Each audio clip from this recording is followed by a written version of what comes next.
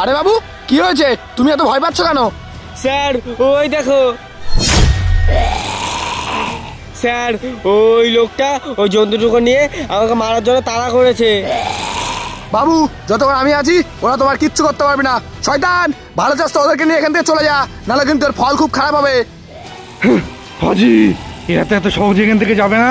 এদের খিদে পেয়েছে, এরা খেতে চায় তোদেরকে।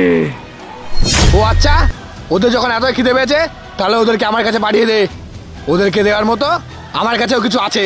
ও আচ্ছা, এই ওইটা তোদের শিকার তোদের সামনে দাঁড়িয়ে আছে, যা।